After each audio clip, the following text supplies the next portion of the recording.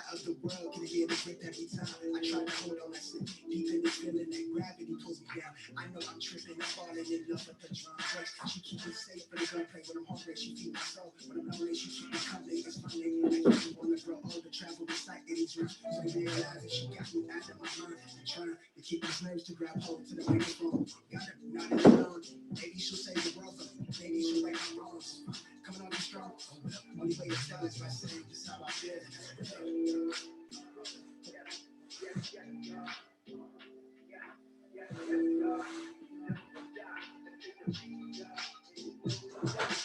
Something special for me. You got what I want. You got what I need. Yeah. Don't say that you don't believe me. Yeah. I need your vibrations. All that I want. Yeah. All that I need. I go crazy. It's blind, but it's Sunday brunch can't shine for like everything might turn out just alright. I'm no blind to myself. Part of me wishful thinking. Still fly from head to drinking. Afraid of blinking. Can't even miss a second of the blessings I'm living. Lesson like every minute is a gift. It's a pleasure. Let's get together. Let's spin this and smooth forever. Wait, pick up your mood. I know I lack the direction. Skip from class to lecture. Busy trying to get it together. Something clever, like no tether to the reckless behaviors with good intentions. Smoother instance of riddance to negative energy. Let peace, love, and serenity spill for me. Let it endlessly. Truth be told, and endlessly. How I let feelings loose so loosely. Burning the juice beat. Shout to mills on the cool keys. She's feel like a cool breeze. Near the ocean side, from the cold to the glow wide with an open eye and a smile. Feel like everything might turn out to be fine.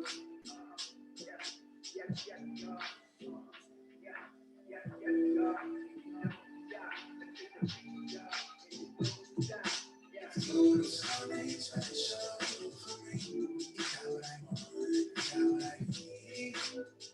Yeah. You say that you don't believe me. Yeah. I need your vibration. All that I want. Yeah. All that I need. I go crazy without you.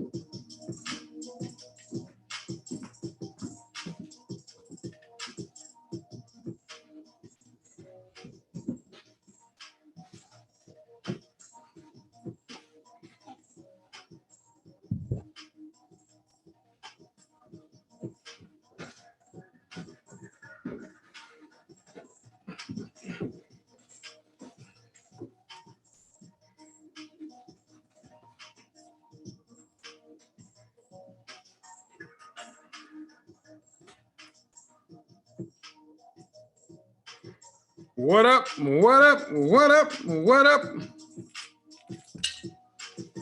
Shout out to the CIA. We're getting ready to get started. Hands up. 117 people in this mug. Come on. It's time to go to that place that I have been threatening to go. We're getting live tonight in this no holds barred. Take no prisoners. I don't care if you like me after this, but it's time to get real, black men. It is time to get real, black men. It is time to get real. Now, if you're a worker bee, I'm gonna need you to go ahead and just get you some popcorn and sit back. And I don't need you to take any of this stuff tonight personal. Don't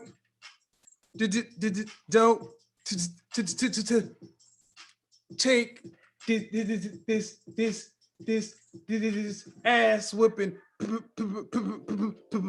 personal. Don't take it personal.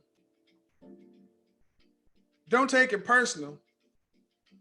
Because honestly, the world don't give a damn about you. They don't care about your little tender dick feelings. They don't care about how you feel. They don't care about, oh, the white man and racism and white supremacy and my daddy wasn't there. And I mean, whatever, man. All that shit don't matter. We're about to have a grown man conversation. So I need you to go ahead and get strapped in. Get strapped in. Tuck your nuts because I am coming with it. This will be the last week I discuss race on this channel. That's it. No more black this, black that, black man this, black woman that. Nope, no more of that. This is it. This is the final go round, the final say. So we're going to go out with a bang. We're going to go out with a bang. This is the final week. Why? Because that ain't my business. Shout out to BGS Ipmore. He asked me to come over here several years ago and do a video regarding the character Lawrence from Insecure. I saw a need and I fulfilled it. But now going forward, it's time to actually get into corporate image consulting mode. So before we get started, let's do a little roll call. Let's do a roll call. Let's do a roll call. Let me know where you're from. Do me a favor, put in the chat room your city and state. Your city and state, and if you don't mind, your age, your city, and your state. I like to know who we're talking to. Age, city, and state. Yes, this will be interactive. We're going to have a high old time tonight. Charlotte in the house. Kurt Kelly, what's going on? Rich, 42 from Charlotte. See, the question is really, oh no, that wasn't the title. That wasn't the title. That wasn't the title. The title was supposed to be, can black men do business? Can black men do business? That's why we got this. That's why ain't that many people in here. Black men can do business. What black men can learn from black women. That's it. Can black men do business? Oh, that makes sense.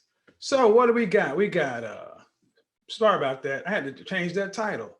Charlotte, H-Town, 27-year-old from Minneapolis, 29 from Rochester, 37 from Hanover, 36 from Tuskegee, 17 from Nashville, 36 from Kansas, 38 from H-Town, 30 from Baltimore. All right. So of everybody in the chat room, what I need to know is this. Do you have a job? What I need to know is this. If you're in here, do you have a college degree or no? Here's what I need to know. If you're blue collar or white collar, if you went to college or no, and whether you have a job or career, blue or white collar, college, college or no, and whether you have a job or a career. If you don't know what the difference is, it's you got a job. Because what's going on, Miss Blue? What I need to know is if you have a job or a career. I said 2 weeks ago, gentlemen, women are not the enemy. Oh, no, they are not the enemy. They are not the enemy. So in a lot of spaces, especially on YouTube, you get a lot of people talking about the gender war and all sorts of kind of stuff. That ain't over here. That ain't over here. That has a different conversation for a different place. Today, we're going to talk about a simple premise. Can Black men do business? Can Black men do business? Now, when I say that, a lot of people be like, yeah, Black men can do business. Of course we can. Hold on. Can we? Because I don't know if you guys are familiar with a man by the name of David Carroll. He has a very pointed video talking about why Black men will never run the community. And basically it says Black men cannot do what every other race of men can do. A white man can come into the neighborhood and sell hot dogs and nobody ask him questions about the price. $3.50 for the hot dogs, I'll take it. Chinese, the Asian man can come in, $3.50 for the hot dogs, give me 2 and a soda. Middle Eastern man can come in, $3.50 for a hot dog, great, give me 2 and a pack of chips. Black men do the same business, same hot dog, same bread, same everything. Oh man, $3.50 for a hot dog? Man, why so much? Oh, how about you give me 2 for $3? Hook me up. Oh, I'll just take a half a hot dog, pour it in my hand for a dime. Can Black men do business? That's one thing. Can we physically do business? That's one question we got to ask. 2, can we do business the same way everyone does business? We got to talk about it.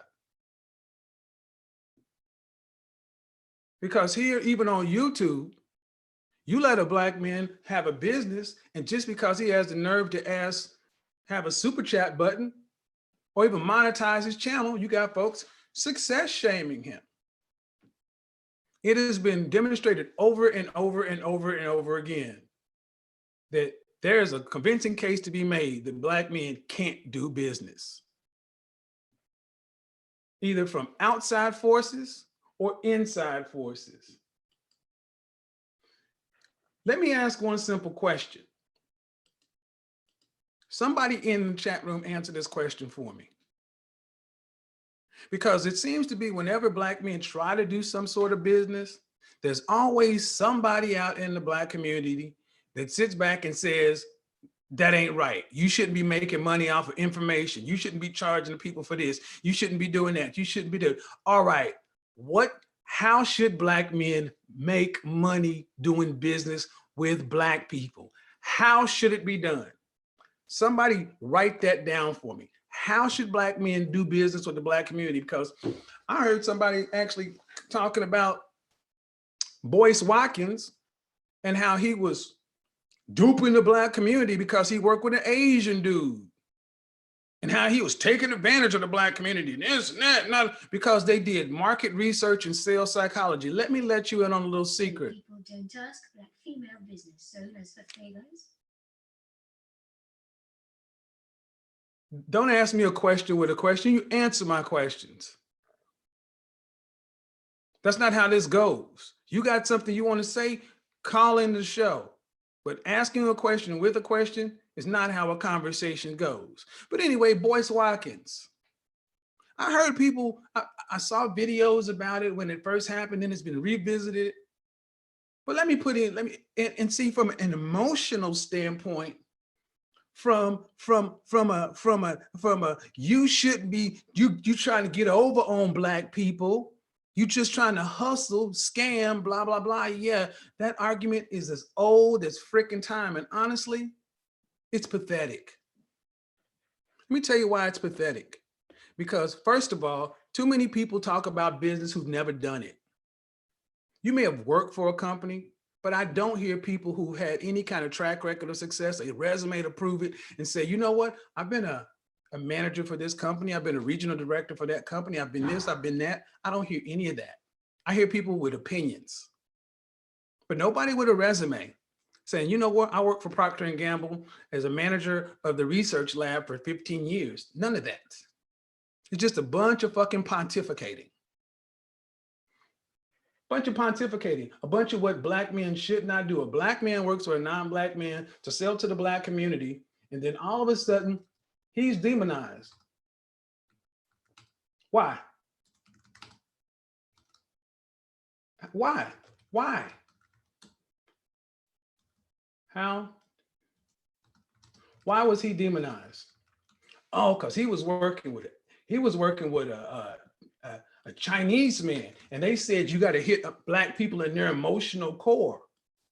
You got to hit black people in their emotional core, and you got to say this to black people. You got to sell that to black people. That's why. That's why it was so bad. That's why it was so bad. See, he was taking advantage of those black folks. Let me show you something. Let me show you something. Let me show you something. Show you something.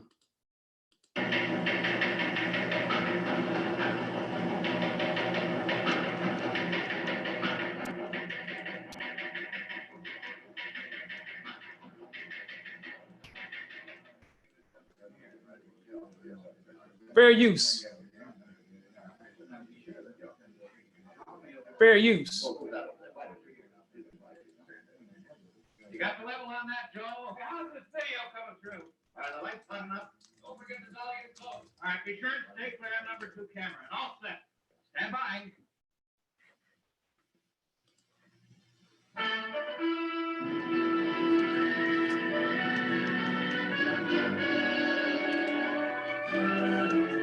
This is called The Secret of Selling the Negro, from none other than Johnson's Publishing Company.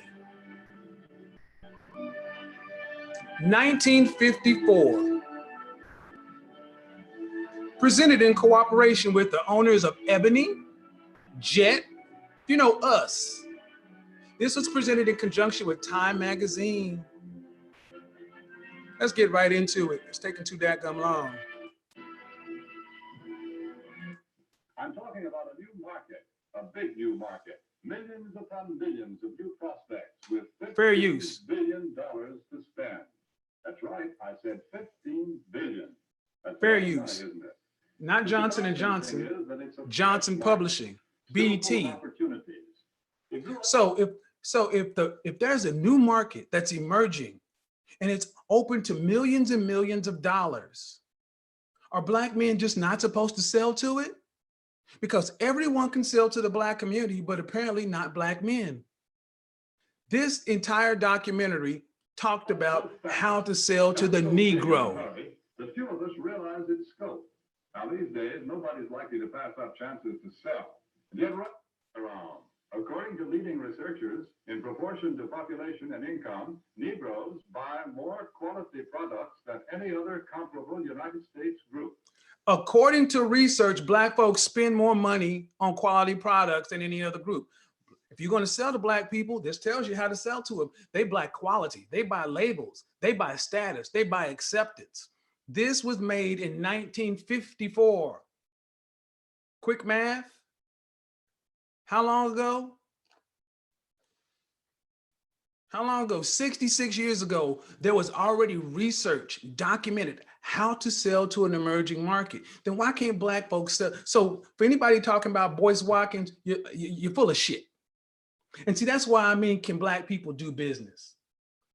Can black men do business? Can black people do business? Can black men do business? And the reason I submit we can't do business, I'm gonna tell you, the reason I submit we can't do business, especially as black men, we don't have what it, we have what it takes to do business?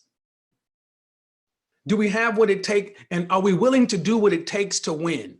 See, there's a difference between knowing some shit and doing it. And that's what we're going to get into it. I made this video on Patreon and I've been chomping at the bit. Honestly, you know why I got so much pushback on videos about cutting your hair in corporate America and climbing the corporate ladder and all this other kind of stuff? Because honestly, too many black men want it easy. You don't want to do what it takes to win.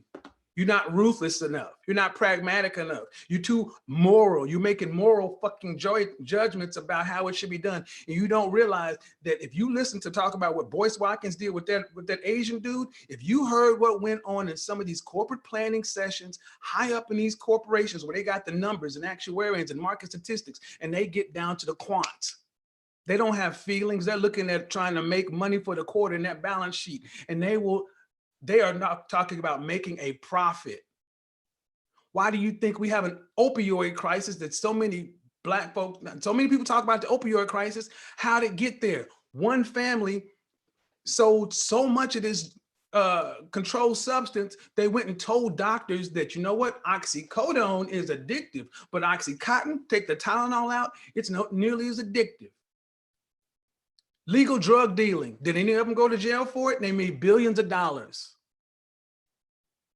Like it or not, to business in this country, it's capitalism. Are we ruthless enough to win? Do we have what it takes? Do you have the Mamba instinct, the killer instinct? Do you really want to get real? Or would you be twiddling your thumbs and say, I shouldn't work with the Asian guy who knows the information to go sell to black people? Well, I say do it. I'm tired of hearing people, I'm tired of black men being held back, not being able to win, trying to make people like you who don't like you. They're gonna call you coon, they're gonna call you sellout, they're gonna call you everything in the world. They might as well call you rich.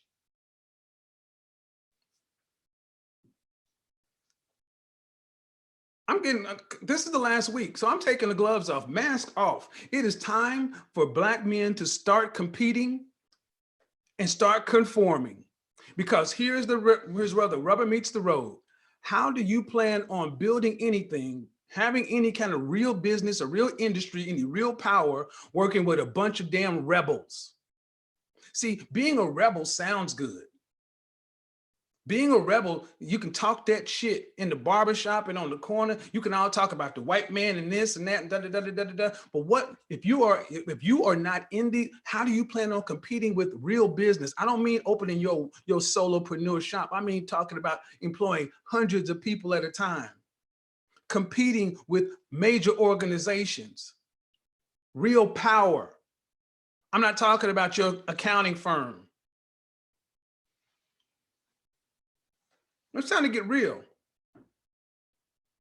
In corporate America, there's no respect for poor, righteous teachers. You can sit back and be, I'm right, I'm right, I'm right. And I got a principled stance and I don't move anywhere. You ain't employing nobody, you don't matter.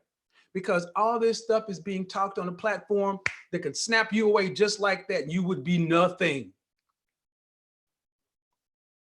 What do you think is the key to getting the world black and white to buy luxury products from us rather than us just being consumers of others' products?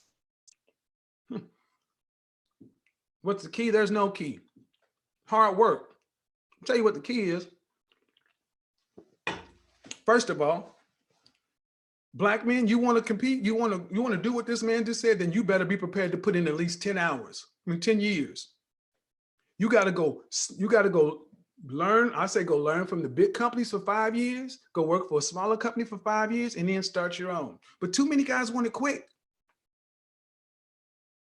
I want to be confrontational. You don't want to compete. So you call people sellouts and coons. Man, please, too much of that.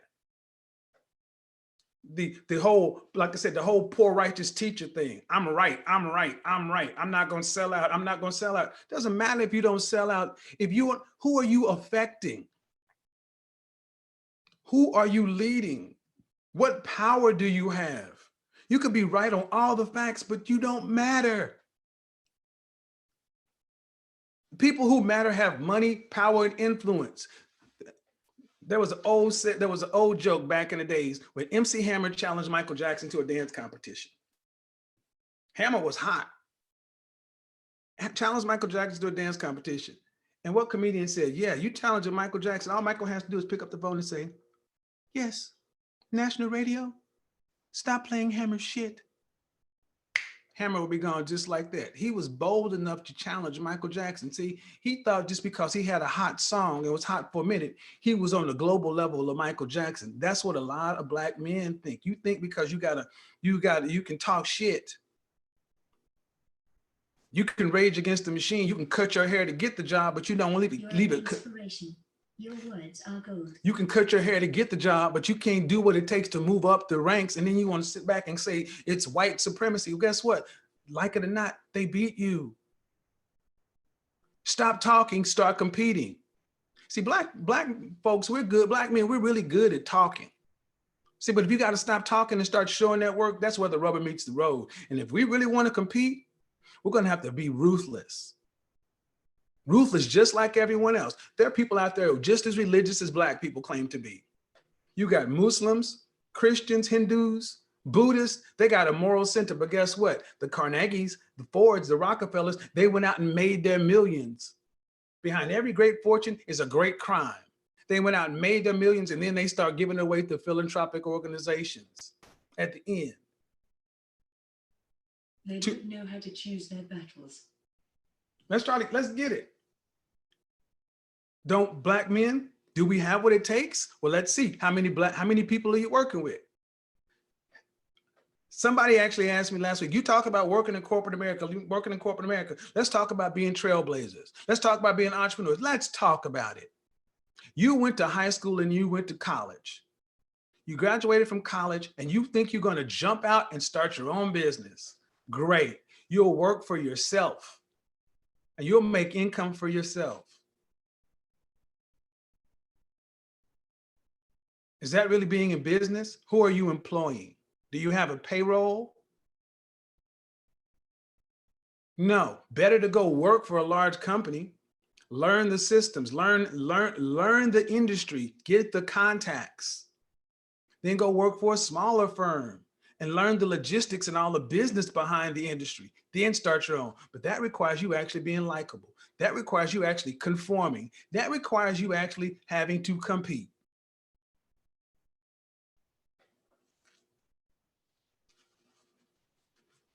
Are you thinking big enough? You go out and you will start your own business and you work for yourself and you make $300,000 a year. Great. It means nothing. There are people who work in corporate America who are making that and plus more. You never get rich for working with nobody. You never get anyway. I don't want to get too far ahead of myself because entrepreneurialism is not the way out for the average black man. Only 20 to 30% of any group is going to be able to own their own business. The other 70 to 80% are going to have to work for somebody. What are you going to do? See, I could get into a lot of the psychology about how we treat each other and we want to get over on each other, this and that. That's better for other people. I'm talking about out there in the world. Can you do business? Why are black men and what black men can learn from black women? Let me tell you something. What you can learn from black women is how to play the game. See, black women you can criticize a black man all you want to. Let's take Snoop Dogg. Gayle King was getting roasted by everybody. Then Snoop Dogg got on Instagram with a scarf on his head and said one thing too far. And next thing you know, he had the former national security advisor who was going to be Secretary of State if Benghazi hadn't blown up on her face. Secretary of State, black woman, comes sniping at Snoop Dogg. Why? Because you can't criticize black women. You can tear up black men, and why can't you criticize them? Because black women because they've made themselves a power block. They've got political power, they've got media power. They work, and you better learn from them because guess what? On YouTube, how many you can talk about, I'm not going to name people, but you can talk about what you want to. Paris Milan, grow on a platform. How many black men have channels of over 100,000 subscribers? How many black men and black YouTube have crossed over 100,000 subscribers? Black women on code. Black men want to sit around and dick measure and pound their chest on who's on top of this and who's on top of that. You ain't on top of shit because you ain't got nothing. We all got a bunch of little individual platforms. I got a business outside of this, but in general, it's dysfunctional. We'd rather have the king dingaling. I'm the king of the fucking of the hill. Can't work with nobody. But when you do work with somebody, you see growth, you see expansion, you see multiple streams of revenue. See, that means structure, consistency, and discipline. But you can't do that if you always want to be a rebel. Oh, I'm not going to sell out. Good. They hope you don't. Honestly, they hope you don't sell out. They hope you continue being a real nigga. They hope you continue doing all this stuff because they're sitting up there saying, we got them real niggas working for us. They are making us rich. God damn, we don't even have to provide cotton in a field for them anymore. They will stay on the plantation and actually think they're winning because they can talk shit in the break room.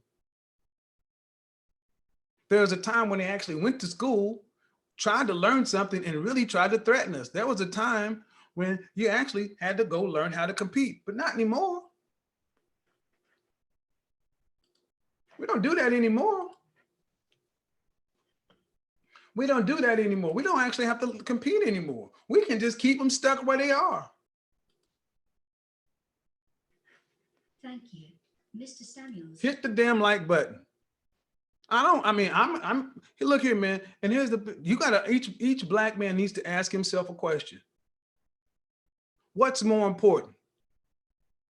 Your so-called black card or actually making some moves? Because guess what? I've been called coon, sellout, all kind of stuff. But you know what? When I was working in corporate America, I put at least 50 people into positions. I guarantee you, the niggas that call me shit ain't never put a black man into a $100,000 position. Better stop worrying about people who, we got to start being honest. There are some people who are better than others. What makes you better? Let's use the traditional standards, stack rankings, GPAs, organizational charts. I said it on the other channel. Yes, the white standard. This is capitalism. This ain't a Wakanda. Why don't we want to use that stuff? Because that means you got to do something. Oh, I'm a self-proclaimed this. I'm a self-proclaimed that. Great. What marketable skills do you have? The market decides. Something the Lord made. Something the Lord made. And this is what I end up talking with a lot of black men when we come in to do a corporate session. Guess what? The market and the marketplace is kill or be killed. It's a Shark Tank. And that hustler mentality, can you hustle or flow? I asked in the lead up to the show. It's Black Future Month. Should black men be entrepreneurs? Corporate America. Do black men have what it takes to make it big in business? Or are most just stuck being a hustler? How many times do you hear people like, oh, I'm a hustler, I'm a hustler, I'm a hustler, I'm a hustler, I'm grinding, good. Show me. Show me where it counts. Show me the outcome. Show me what this hustling, grinding mentality has produced. Can a hustler mentality flow with the rest of the world? Get it, hustle and flow? Something the Lord made movie. School. That was a movie called Something the Lord Made. And you had Mos Def, and what's that other guy's name? The first heart surgery that was done. Mos Def went from being a janitor to actually being an assistant to the man who made the first open heart surgery. But it was still in a time of heavy segregation and racism and everything else at Johns Hopkins. If you haven't seen the movie, go check it out. But there was a time And it's funny, and the woman he was married to was Gabrielle Union. Go imagine that. But what ends up happening is Mos Def's character finds out that he's making the same amount of money as kitchen workers and everything else. So the white guy says, I'm sorry, I'll go get that changed. Now, this is still in heavy segregation in Virginia. The white guy put him on. The white guy saw that he did something and put him on, but the white guy still had to do his work. He was the doctor. Mos Def was a damn janitor. White guy saw talent, put him on. Mos Def came back and said, hey man, I'm not getting paid at this rate. Oh, okay, I'll get it fixed. I'll get you in school. I'll get you this, got you that. But there was something, even when he did the first surgery, I think he was present in the first surgery. He wasn't even supposed to be present and he made him come in, but there was something where they had a conflict. And the guy said, I can't do anything else. This is where I'm at. And you gotta be patient. And what did Mos Def say? His character's like, no, I want more. And he left. Kevin, don't you kill them tonight. Mr. Samuels is preaching. These BN need basic soft skills, starting with the fundamentals. Appearance, then communication, then conflict. Man, you better understand something. Mos Def was talented, skilled, but he was mad at something the white guy couldn't fix. The white guy had done everything. The doctor did everything he could, but there was a point where he said, I can't do anymore. And Mos Def did what most niggas would do. He bailed. He bailed. The dude bought him a phone and this and that. And this is in segregated Virginia. But you know what happened? Mos Def took himself to the black college. Was it Howard? Whichever university, that's where he took himself to. And he said, all right, I want to become a doctor. And he said, yeah, I know about you, sir. I've heard about it. But look, you got to start out as a freshman. You got to take history and English and this. And he's like, hey, man, I don't have time to do that. I'm the Mos Def character. I need to get on into the other stuff. And the dude said, no, man, there's a process. You may be able to do the work, but you don't have the marketable skills that's required. You can't work in the process. And that's what the black man told him. And what did he do? He got mad and walked out. I can't do that. I don't have time. Then he went down and sat down with his wife. Fast forward, he ended up checking himself. You know what? The shit I'm mad about ain't that important. The work is what matters. The work. So he did something that a lot of black men cannot or will not do today. He checked his ego, checked his pride, and went back and said, I just want to do the work. And what did the white guy do? He did something that a lot of you wouldn't do. He said, okay, come on back. And they went and did work for another 30 years. Go watch the movie. It's a great story, but that's a learning lesson. See, a lot of times, you black men, you think you're better than you are, but you got no marketable skills. You cannot show the work. You cannot show the resume. You want to skip steps. You don't want to take the long way. You don't want to do the hard work. You think it's not fair. No one fucking cares. Everybody's got something. We just happen to have a worse hand at this particular time, but it's better than the previous generations. What are you going to do? Because today there are far more black men who have more opportunity now. See, Google is your new God. You got access to more information. You don't have to actually go to the library and learn the Dewey Decimal System. Go check this book out and sit there and read it to yourself. You can actually just click audible.com, get it for free and listen to it. You don't value the knowledge you have to get. You may have the actual knowledge, but you don't have the wisdom. And this is why black men, do we have what it takes? Not if you're not working with anybody. If you're a rebel, you got this hustler mentality, always trying to get over, always trying to look for an angle. Ain't nobody got to worry about you not competing. You'll keep yourself stuck. It's the coons, it's the sellout, it's the conformists. It's those guys that are gonna keep on moving up. So yeah, Here's to the coons, here's to the sellouts, here's to the conformists, because they're the ones that can actually come back and bring some knowledge. Because you tell me one of the people who sit around talking shit to you about you went to college, you working in a white man's company, working in this, working in that, what the fuck are they doing? I talk about my former barber and my cousin who was a barber. They would talk shit all the time. In their 40s, still cutting hair, one chair, all their life. Never went nowhere. They got no experience, no resume, no marketable skills. But they will tell you everything that you need to know about politics, corporate America, finance, everything else. The nerve of us. Do you have marketable skills? What are your marketable skills? That's where so many young black men, you need marketable skills. Communications ain't a marketable skill. It's a shit degree. Go get a real degree with real marketable skills. All right, man, I'm over here fired up because I get tired of hearing loser talk. I'm sorry. If you can't outproduce me, you can't outperform me, you can't show me, you can talk about, you can talk shit to me, you can call me whatever you want to. I'm not as good at the roasting and the cracking and the cooking and the frying and the whatever you're great, but I will beat your ass in the real world. If you can't beat me out here, I don't want to hear shit you got to say about nothing important. Yes, there are men who are better men. The rest of the world does not have problems ranking themselves. Black men, where are you ranking?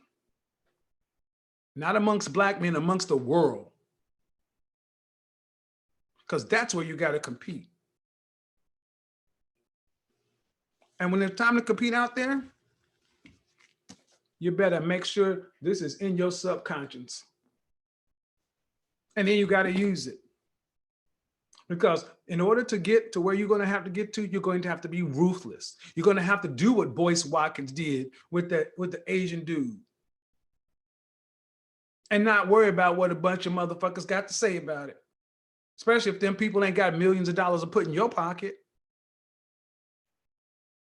Why would you care about what people have to say if they don't have and say, you know what? Don't work with that Asian dude. Do it this way and you can make more money. Oh, but money ain't everything. Oh shit, let's talk about that. I don't deal with men who say money ain't everything, and who don't deal with data, who don't deal with facts. I don't deal with this emotional shit because it's just ridiculous. It's laughable. That's not how the world works. How can you be the head of anything? Talk about build a community, build something. How do you build anything when we talk about money doesn't matter? Political power doesn't matter. Influence doesn't matter. What fantasy world does this exist to where you could just have a bunch of shit talking people and got something? Because black women, their own code, they have political power, their image, you go at them, you're gonna pay a price. Talk about the alphabet community, they've done it in under, when did Queer Eye for the Straight Guy and Will and Grace, all that happened in the 90s, now look at where they are. The Tea Party. We've had, we have people over people over people. Japan did it, Germany's, we have had enough time to get out here and get stuff done. When are black men going to actually do what it takes to win? Everyone else is, you got plenty of examples. When are you going to start playing the game? When are you going to conform? Because here's the thing, you can't do it your way. Your way does not work. What jobs do you have to put people in who follow you? Let's open up the door. Let's open up the door because I want to hear some, I want to hear some people tell me why we should be continuing to sit back and do stuff the hard way. Why we should have men continue to go into corporate America with dreadlocks, knowing good and damn well no one in upper management has dreadlocks. Why we should continue to go and do that. Why you should continue to jump from this company to that company, this company to that company, but never moving up, always moving lateral. To where at 40 years old, the core of the conversation is about pussy and dating. That's the core of the conversation. Because there is no black industry. There is no black male business.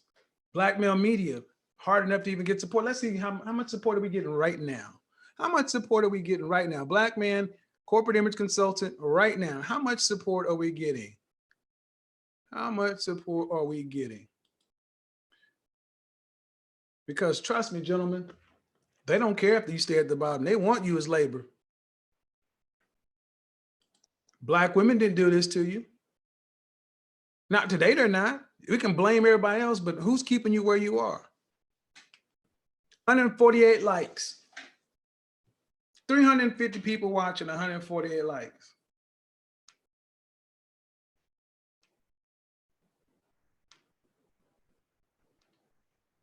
Nigerians didn't have crackhead parents. You're a grown goddamn man. Stop making excuses. You know what people hear when they hear that? Just fucking weak. You're weak. Well, my mama was a crackhead. Okay, so what? You're over 18 years old. What you doing about it?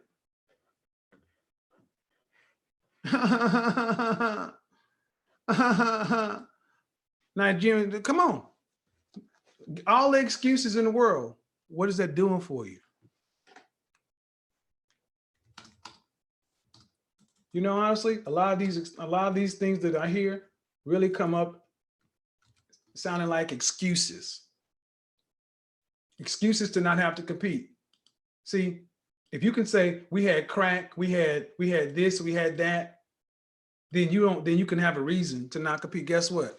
When we had the height of Jim Crow segregation, more black folks own more in previous generations. They were more married, they own more stuff. We like to talk about Black Wall Street from the place where I'm from, Oklahoma. The loser damage control talk your super chat and Kashat would be lit right now. Mm-hmm.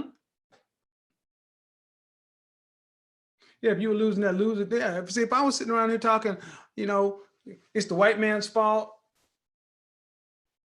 You don't have to get out here and compete. Yeah, man. Oh yeah, high five. Mm-hmm. Prosperity preaching ain't gonna help you a goddamn bit. That's why this is the last week I'm talking about it. Because we got 187 likes. I can't even get a free like out of you.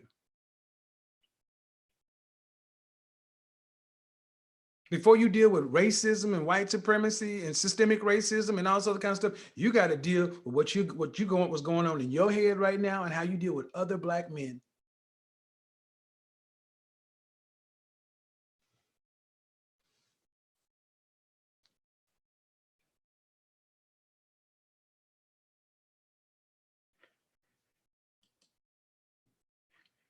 Bottom line, black men, conform, compete, stop complaining, get to work.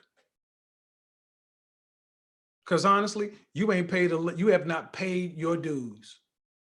You owe, Pook, you owe. Previous generations had to deal with real shit. You ain't had to deal with nothing. Most of you ain't even missed a meal. So when I hear guys who sitting around complaining about white supremacy and racism and all this other kind of stuff, and I'm like, wait a minute, you 300 pounds or 5'10" at 20 years old, you done ate plenty well. Oh, right, it's the evil white man with the high fructose corn syrup and all that. Then guess what? You're doing his job for him. How are you gonna win? See, and then you wonder why you don't have, I don't wanna go down that path. I will go down that path. See, everything black women say is not wrong. Why are your women out earning you? Oh, the white man put them in charge. And okay, yes, they did all that. But where are you? Why aren't you out there competing with them? Oh, because you didn't go into white collar corporate America. You went the rebellious route. The solopreneur, only being able to hire one person, rent just, oh, okay. So why have you not moved up anywhere in the last 20 years? You've been out working for 20 years and you've been like this.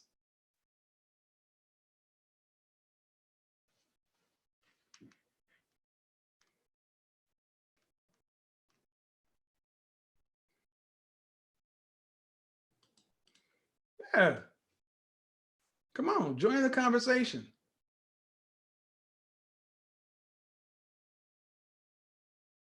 First world problems. Yep. You owe, Pook. You owe. I mean,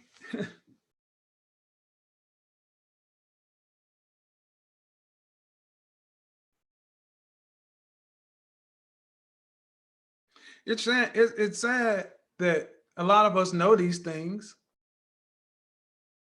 But if you as a man, if we as Black men aren't going to take control of our own individual destiny,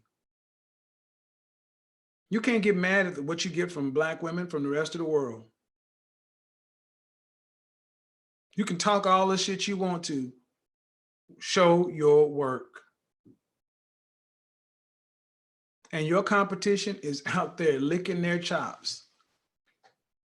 Whether they had mom and daddy at home or didn't, it doesn't matter. They're out there studying. They're out there working longer. They're out there working with their coaches, their mentors, putting in the work. Black YouTube should be so much bigger than it is now.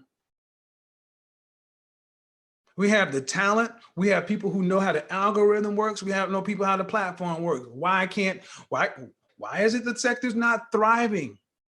I mean, we haven't had anybody crack 100,000. Shout out to Paris Milan. She's over 200,000. Alpha Male Strategies came over here, dipped out, said this is some dysfunctional shit.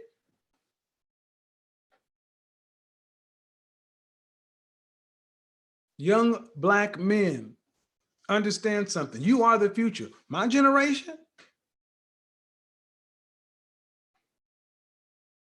some of the shit I hear coming out of Generation X on YouTube is just fucking disgusting to me. Still talking that white supremacy, this and that, and then want to shout down young people, and you ain't even been there. Why are you gonna have old Black men who ain't worked in corporate America or white collar nothing, telling young Black men what they need to do inside these systems? You fucked up. If you didn't go in that system, why are you talking? Because you know somebody that did? Much needed. So I don't come at young dudes. Generation X had the ball. We didn't drop the ball, as a lot of young millennials like to say. We had it kicked out of our hands, but it still wasn't passed nonetheless. I don't get mad at younger guys, millennials and zennials, because they feel like we left them. We dropped the ball. We didn't pass the baton. We got to eat that. But we're still here.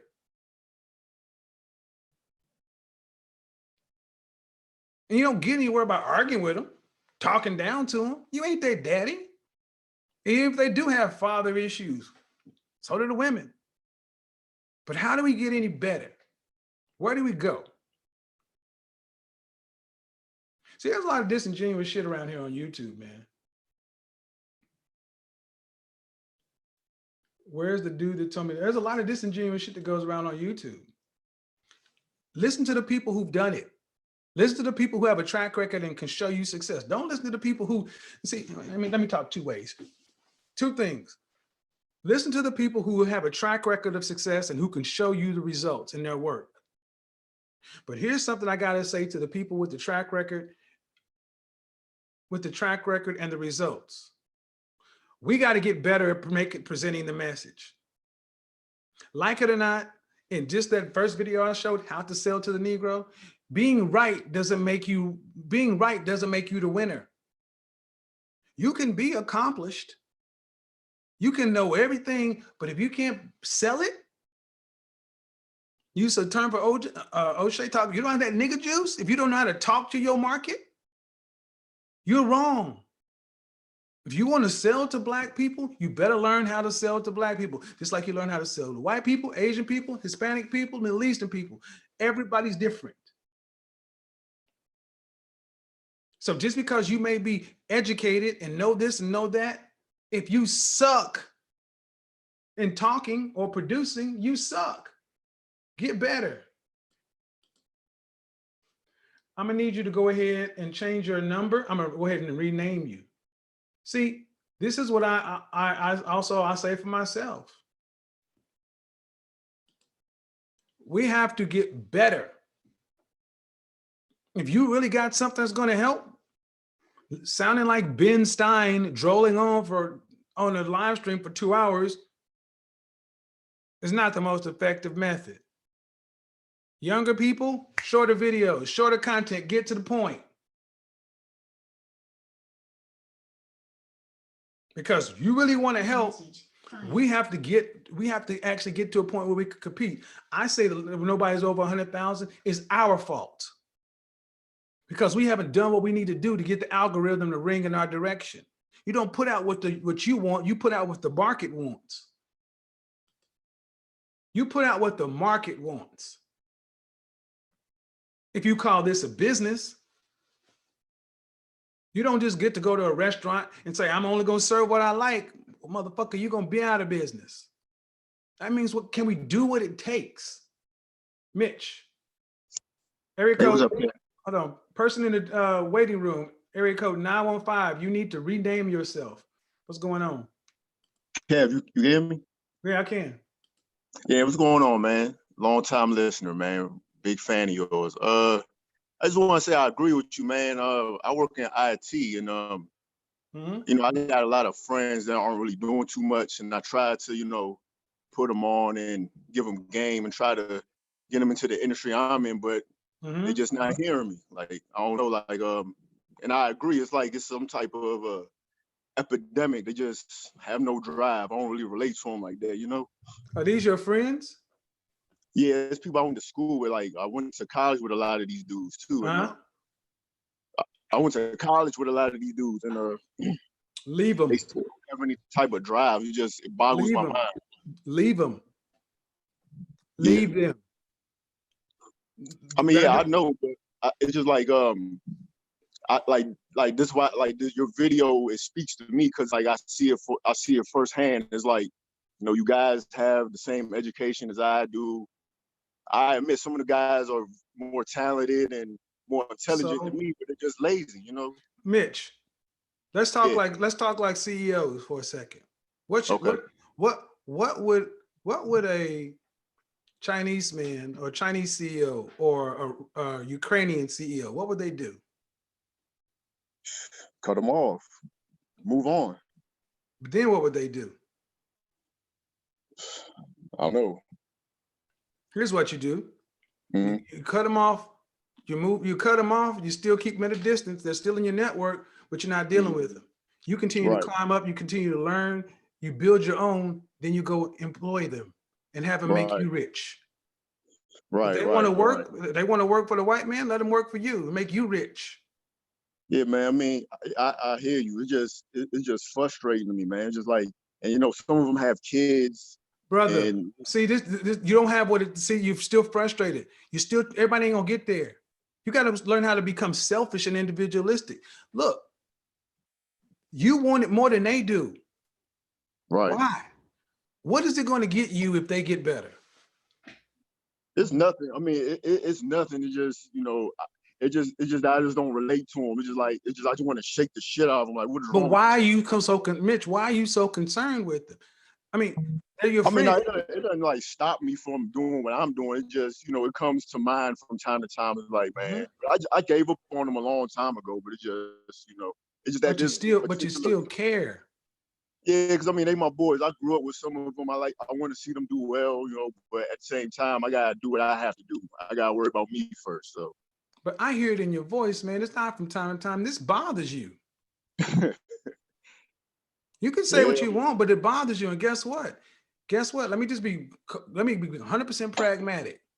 If I were a white man and you were working for me, I'd say, good, let that nigga continue to worry about his friends. He will never, ever overtake me because he's worried about pulling that dead weight.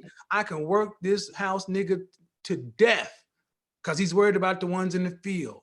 He ain't trying to run away. How are you true. helping anybody? I'm not. I just lead by example. That's all I can do.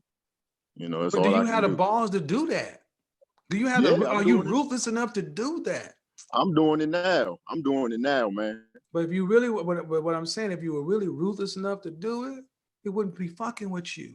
See, the opposite of love is not hate. The opposite is indifference.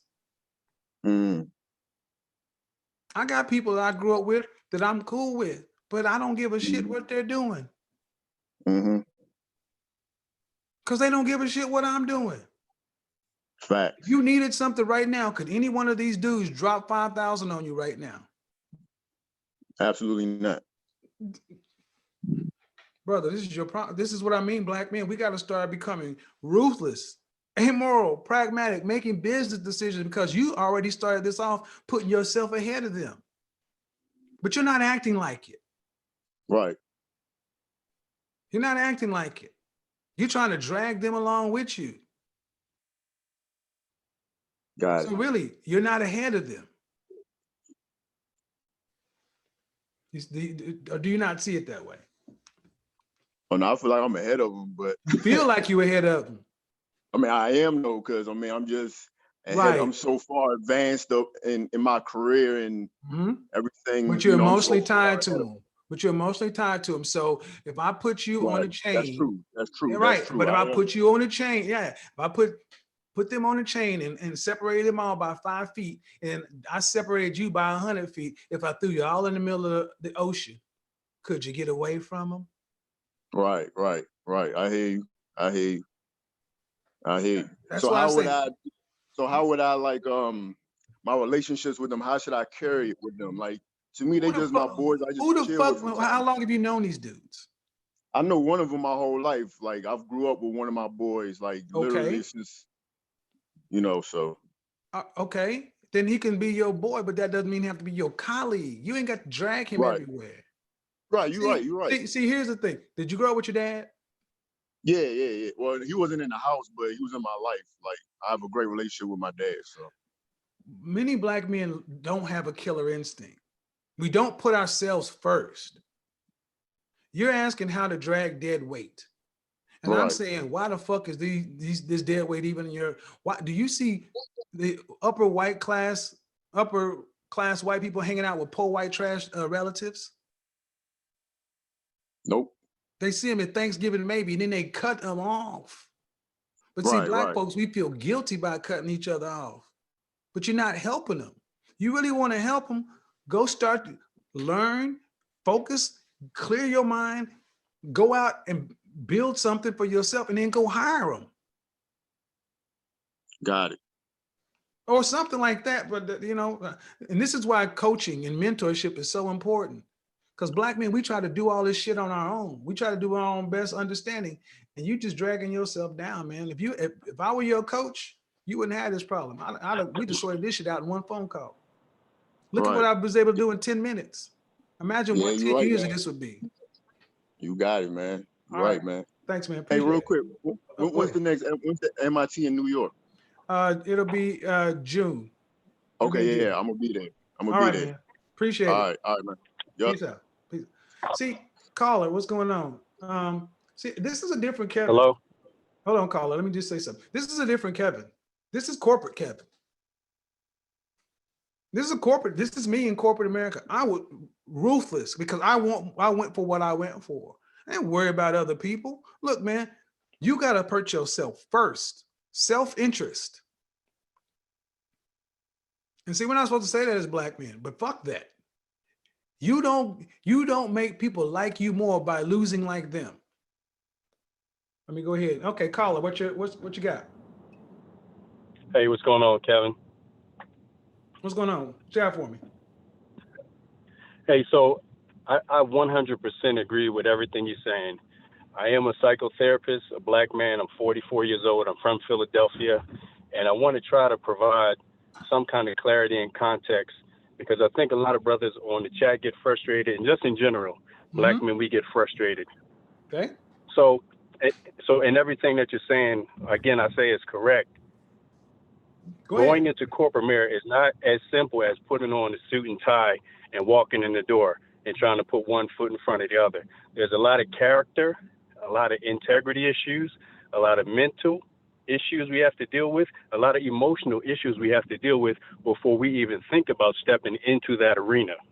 There's going to be spaces and times where you feel outed, where you feel like you're not a part of, you're not qualified, you're underqualified, and you have to be able to have the character to stand up in a room where you're the only one that looks like you. When people are looking through you, where people are looking around you, and sometimes acting like you're invisible, and you have to be able to conduct yourself. Well, so it takes a whole lot of work prior to getting there. You're going to lose friends. You're going to lose family. A lot of things are going to change in your life. And that was just some simple context I wanted to add to it. I, as a corporate coach and a life coach, I actually had a session today with a young man to where he wants to go into accounting and work at one of the big four. And in our session, like a good therapist, like a good counselor, I want to say therapist, I ended up having him realize that you're going to have to do all the things you said, right, just a few minutes ago in order to compete. See, it's not just enough about you. See, so many of us, we want a cheat code. You know, getting into the big four accounting firms, that's a competitive spot. And then you have to still be able to play the game and keep your cool. This is why coaching and mentorship is so key, because so many of us we're one of one. We have no peers. We have no support system. So you got to go hire one to help you stay on path. Honestly, that's the way I really think I made it through corporate America. I hired great coaches. Great coaches and great counselors. Right. Yeah, and it is absolutely a tested character. I want to tell all you brothers out there, if you step into that arena, it will test your character 100%. And you are going to want to smack the shit out of people. You are going to want to check people. You're going to want to jump out the jet and go back to the hood. But again, it's a test of character if you're willing to take that step. Thank you, my friend. Appreciate it. Of course. So shout out to the caller. See, that's one of the reasons I was able to, I believe heavily, I was able to navigate corporate America. I grew up with no father. I grew up with that strong, independent woman. I grew up just like most of you. But what I did do is I actually took money and invested it in myself. And I went and got counseling and therapy on top of that. Then I hired a coach. I had somebody that I had to sit down and talk to and plan out. This young brother I talked to today, he was all over the place. He was all over the place. And to look at him and the words that came out of his mouth, he sounded like he kind of had it together. But as I started to peel back stuff, it's all over the place. And then it turns out it was far worse than I thought or he even thought. And the way we interact, here's the thing. You're going to have to, he talked about character. What do you plan on doing? You want to go into accounting? Then you're going to have integrity and character. You're going to be signing off on corporate documents. Your name is on the line. If you want to be in accounting or finance or sales, you got to sign contracts. Though there's no hustle, there's no getting over. You can lose your job, be fine, go to jail. You want to be an engineer? You can put people, or engineer or architect, you can put people's lives in jeopardy. We're talking about real responsibility. And this is what it comes down to. Do black men, do you really want to have, the higher up you go, the tougher it gets. Every place I've gone, I've usually been the only black face there. And I was still the way I am now, except I navigated it well, 48 laws of power, but you got to play the game. You can say what you want. In some cases, sometimes you're going to just shut up. And see, who's the stronger? Who's better? What's better? to be able to go into there and make more money, earn more money, get more marketable skills, become more valuable in the market, because that's all that matters right here. We're talking about the market, marketable skills. Or is it better than sitting outside of the system saying, I didn't go there. I just got my own certification. I got my own license. I'll do this. And I just did this for 20 years and I ain't got no boss. Great. You also ain't worth shit.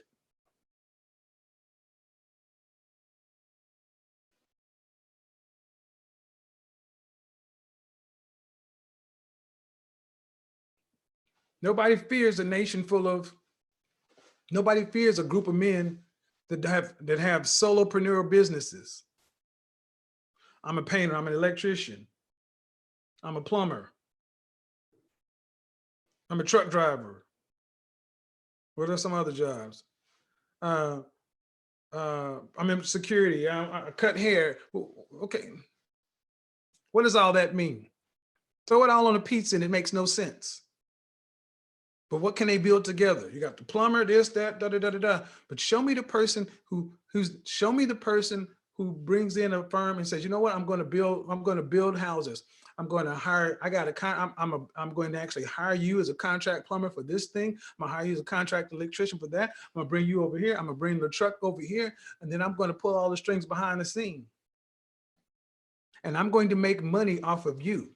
I'm going to go close the deal, and then I'm going to actually offer you the contract as a gig for me, and I will sit back and make money off the deal. I'll make money off of your labor. See, that's what we got to get down to. Business.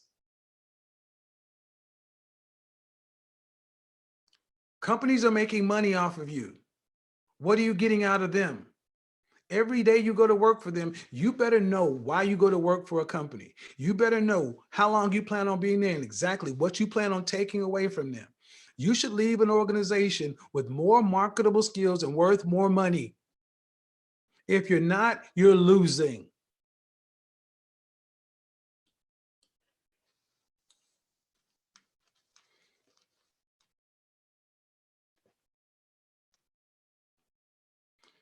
But if you plan on playing in the beat system, why would you be worth shit? Call in, man. Call in. Why wouldn't you be worth shit? What is a single plumber worth? What's a single electrician worth? What's a single painter worth? You're a dime a dozen. What's a single HVAC technician worth? What's a single truck driver worth?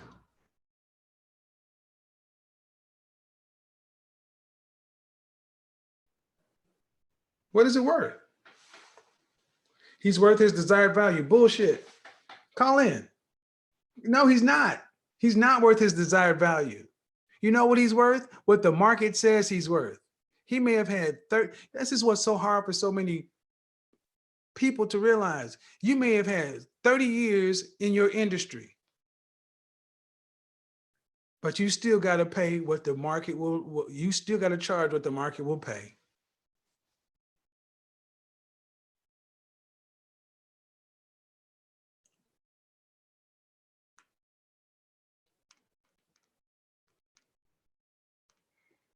Another issue a lot of Black people have and little success in content because they only see poor Blacks as a competition, not the other races. Oh yeah, no, I came on here competing with Alpha M, Aaron Moreno. I'll be in a conference with them next. No, I compete with YouTube. That's why I don't beef. I'm like, are you kidding me? I'm not gonna fuck around beef and arguing. There's too much shit over here to do. See, the market is ruthless. Don't matter how we feel about something. It matters what you can actually get out there in the open market. And marketable skills still have to be sold. Because unless you have a business where you're a monopoly, we can say whatever we want.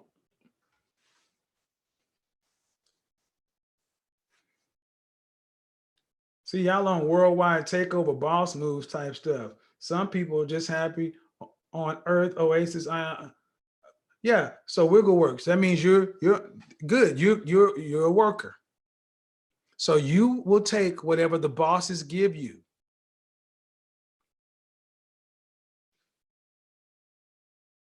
You're a cog in the machine. So you can't get mad at the machine because you have a choice to be something else. It's a choice.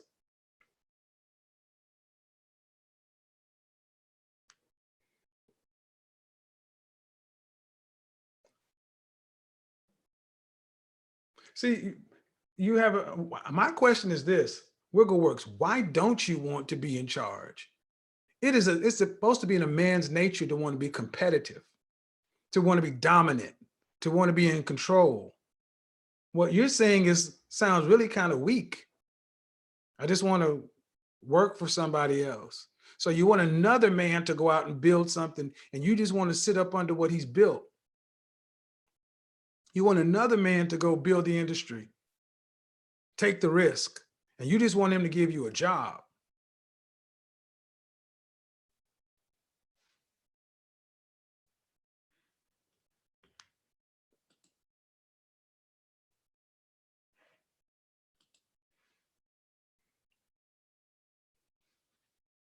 Well, no, that's not alpha. And here's the thing, that's fine. You don't have to be. But you don't ever complain either. Betas can't complain. I mean, I'm not calling everybody who works a beta. You're supposed to work for somebody for something. I don't consider that beta. I consider it childish. Children want comfort. I just want to work to get my check so I can just eat and watch TV. You're not living a purpose-driven life. You're not living life on purpose, which is fine. But if you're going to work for somebody, I would hope that you would go work for a black man just like you work for anybody else. And go let that black man get rich off of your labor that you letting other people get rich off of. Mark, what's going on? What's going on? Can you hear me?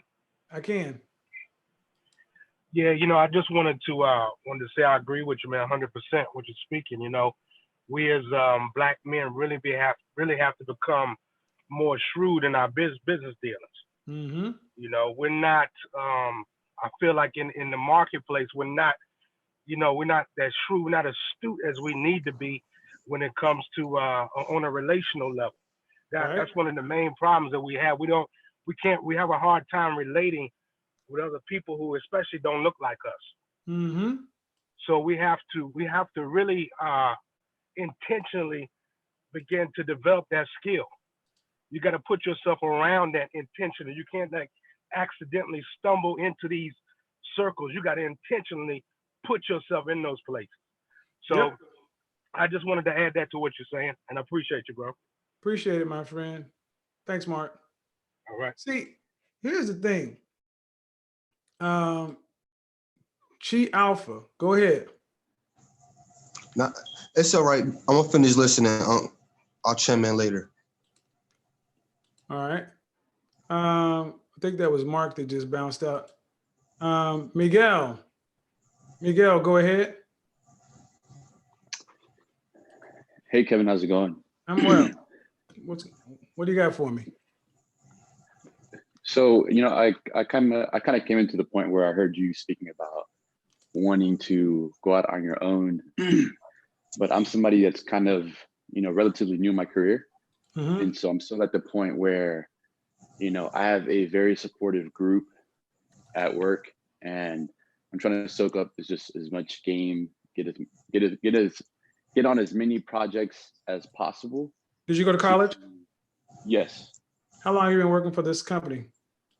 This company in particular, like 5 to 6 months. 5 to 6 months. How much experience do you have in the industry? Work experience? In the industry, in particular, I have 2.5 years. 2.5 years. So you have 2.5 years. So when you went to this company, how long did you plan on working here? A year and a half. What do you plan on, a year? So you plan on working at this company for a year or 12 months to 18 months? Correct. What did you plan on attaining? So what I plan on attaining is hardcore marketable skill. Okay, so just taking my Excel skills to the next level. There are aspects of Excel that are very advanced, where you can do something to the effect of programming to automate processes. What's the line item going to look like on your resume? So the line item would be, utilize Excel VBA to automate several processes of the evaluation. How much is that going to be? How much is it going to add to your net worth? To my net worth, I can't fully. I mean, not net worth, quantify your value on the market.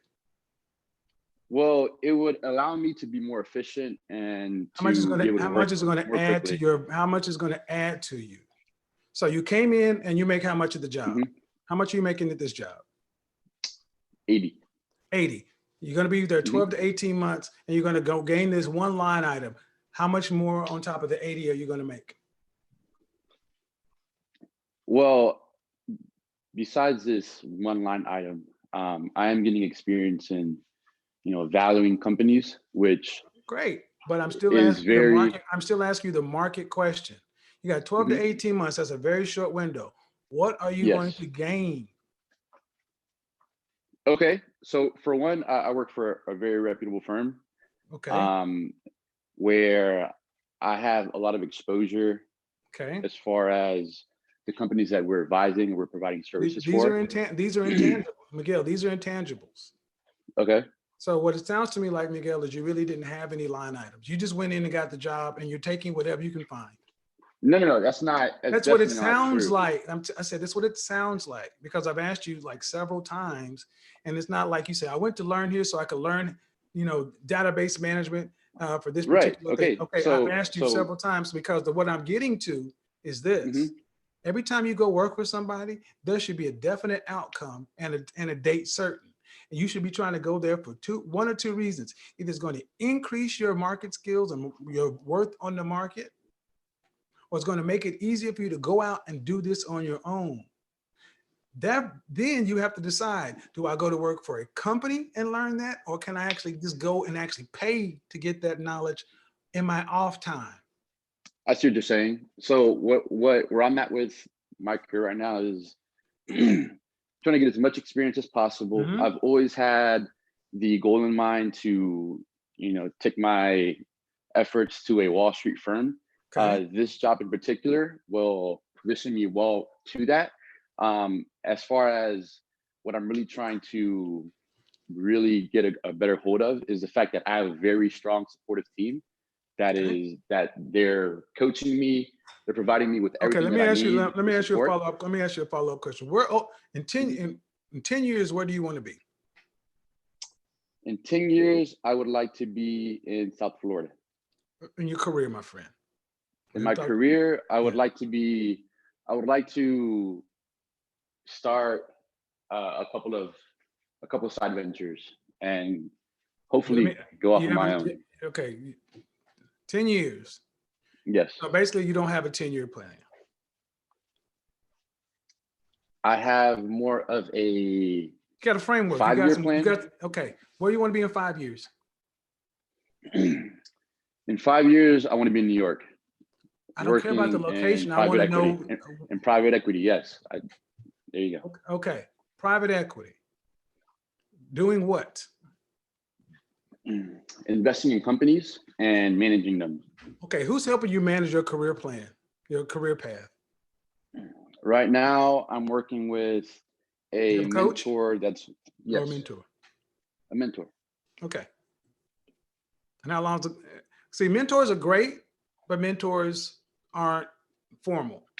See, all the questions I've been asking. It is formal because No, mentors aren't formal. Mentors by definition are not formal. They're informal. It's not an insult. It's just a fact. Mentors are not formal. Are you paying your mentor? Yes, I'm paying him. Then he's a coach if you're paying him. A mentor is a coach. A mentor is informal. Coach formal. Coach pay, mentor no pay. Sure. And ultimately what it comes right down to is I'm asking you, are you actually thinking about where you want to get to, and are you planning it out? And how solid is your plan, and how likely is it you're going to get where you want to? That's all the questions I've asked you. Where are you going to get to in 5 years? I feel like my plan is very solid, but right. All I've asked you is where you want to get to, what to look for in companies, and how reproducible is it. Everybody feels their plans are solid, but when it gets to be the 5 years, oftentimes people with no real plans aren't where they expect it to be. Did you hear me? Yes, I heard you. All right, and you've been out of school for how long? 2.5 years. Right, I've been in, and how long have I been in corporate America, or at least a corporate trainer? I would say a fairly long time. Right, so why are you trying, you're getting something for free. You think it'll make more sense to listen? Because what your plan, the questions I asked you, if your plan was as solid as you said it was, you shouldn't have had any problem answering some of those questions. And that's not an insult. Go back to the drawing board and get a better plan. If you got a coach and you're paying, you should have a better grasp on your future because it's your plan. Right. So as far as, the purpose of me working with this coach is that the next role that I'm looking to go into, which this coach Hold has. on. Right. So as far as, the Chi purpose Alpha, of coach. Hey, I need you to mute the YouTube channel in the background. got it. Coach has. Right. So as far as. Okay, who was that? Chi Alpha, I'm going to unmute you. You need to unmute yourself. I have a question before my mic dies. Okay, I've unmuted you. You got to unmute yourself.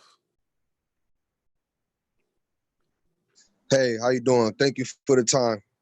Okay, go ahead. All right. What happened? Jesus, hold on. Sorry. Go ahead. I went through trials and tribulations for the past 3 years. I ain't asking for no, I ain't crying. I basically went to a bad car accident in 2017. My child lost her mother in 2018, and I lost my father around the same time. I worked for Yale University. Michael LOL. Growing and staying tuned. Hold on, dude. Go ahead. Sorry about that. Been there for 13 years. I'm 29. I'll be 30 on the 28th. I want to grow, but I noticed as I work there that only people that make it is people that have brown nose and ass kids. How can I survive in there without rubbing egos and make it up? Okay, corporate ladder? Because when I went okay, you just said 2 words that I got to ask about: brown nose and ass kiss.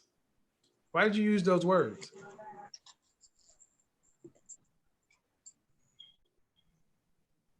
Why'd you use those words?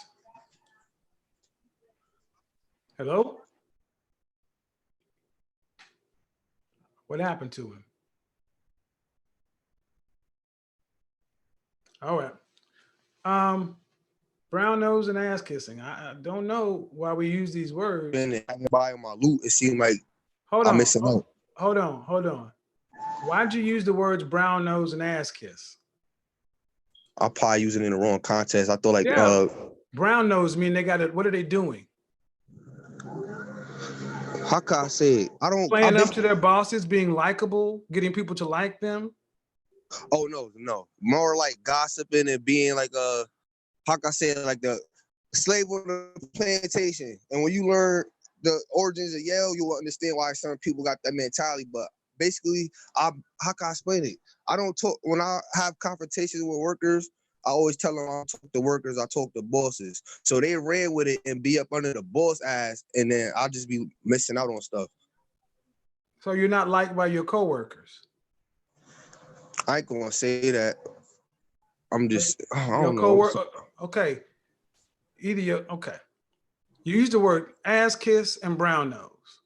Then you said something about Yale, and I don't talk to workers, I talk to bosses. And then they went and told the boss something negative about you. Is that right? It's almost there, yes. Cause I know I'm hitting you okay. with all angles. How old are you? Hold on. How old are you? 29? Okay, man. You gotta get someplace so I can hear you, because you're done. I'm 29, Mr. Samuels. Okay. I'll be 30. All right. I have my path set, but hold on. But you're missing out on opportunities. Yes. And you're missing out on opportunities because what I'm hearing from you, you got a lot of attitude and you're combative. That street shit don't work in corporate America. All this, I don't talk to workers, I talk to bosses, it's some bullshit. You ain't a boss. You're a fucking worker. Yes, sir. And you got all this bravado and attitude, but you're gonna be a broke fucker out of a job if you don't learn how to check this street shit. People who don't get liked get left. What are you gonna gain by making it difficult for people to? I mean, it's like you said brown nose and ass kiss, and what I really heard is a dude that doesn't know how to play the game to win. So Facts. Well, that's your problem. They're beating you. So why don't you start brown nose and hold on? They're beating you. Why don't you brown nose and ass kiss? All right, so now that you hitting hard, got clear-mindedness. Basically, I went to one of the head managers at the hospitality, working hospitality. I asked him, can I shadow him? His excuse was go to college and holler at me. I went over his head to his boss, and he had no problem with me doing an internship. But before I could do that, I got into a car accident, and then my child mom died. So I had everything set in motion. So my thing is, when I come back to work, so I've been on leave of absence, how do I network? Who would you have to follow? Because you said the person you asked, could you shadow them? They said no. Then you went over his head and they said yes. Who would you have to work with when you came back? It'll probably be the hospitality with the person whose head you went over? No, not at all. Okay. So who would you be working with in this shadowing? Oh yeah, I'll be working with his boss to learn the business side and corporate, because I don't want to be a chef. I work in hospitality. I'm good with I like analytical thinking. That's great. That's great. But you didn't go to college, so you don't have a degree. No, sir. So as it stands right now, you're an unskilled worker. And the guy told you to go back to college going to college doesn't give you any more specific knowledge. It just shows you can work in the system. But you've shown that you don't like to work in systems. You want to go around systems. But people who want to go around systems, people who want to go around systems and also are combative in the workplace don't last long. Because you made an enemy with that person. If you don't know that, you made an enemy.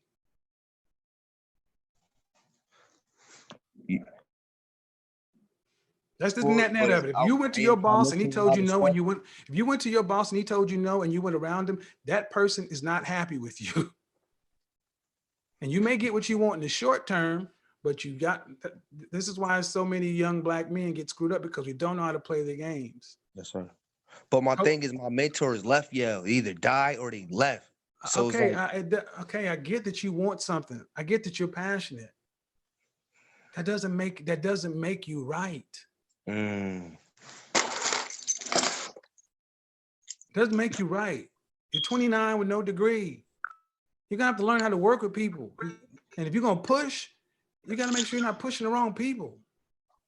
Yes, sir. But Mr. Tim, one more next one. He basically proved my point too. Benjamin Franklin, he was self-taught. He had no college degree.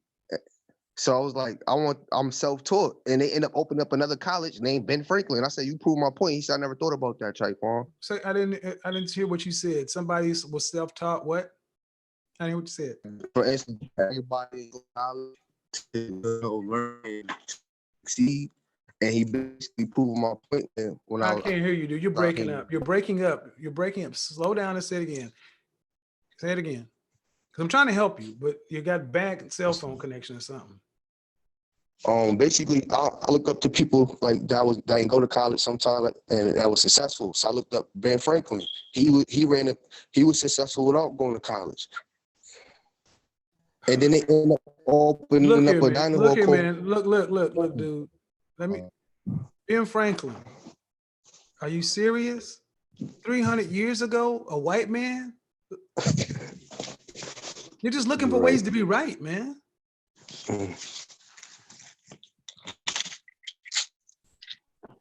Ben Franklin did it, so I can do it. Really? You're not You're thinking right. like Like you're you not said, thinking people like, be trying to okay, find you're a cheat 29 years. code. I be You're not. trying to find I don't. Hold loopholes. on. Look, I don't feel like I'm talking to a 29-year-old man that's on this business. I feel like I'm talking to a teenager who wants something, and you're impatient. Yes, yes, yes. So who wants to work for an impatient 29-year-old dude? This is what I said. There's a system. Why didn't you go to college? Because I didn't want to. You wanted to do it your way. You're working in hospitality. You're gonna have to follow somebody's lead.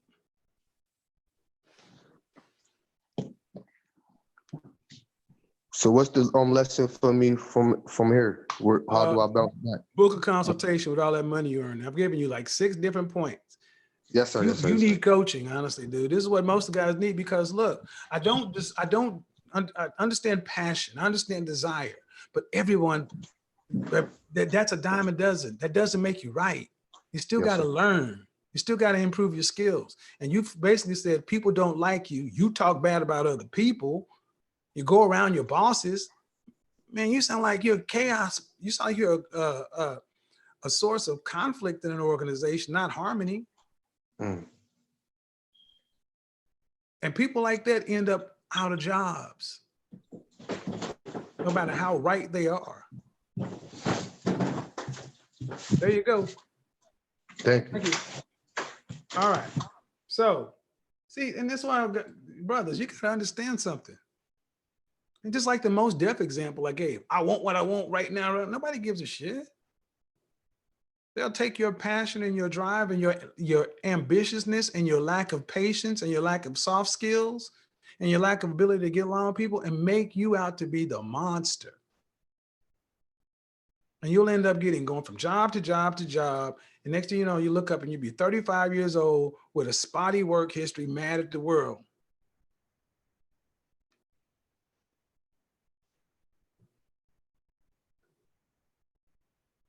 "29 years old. We gotta be further along in our development, man. 30 years old, you should be on the path to knowing, you should be stepping into the man you are.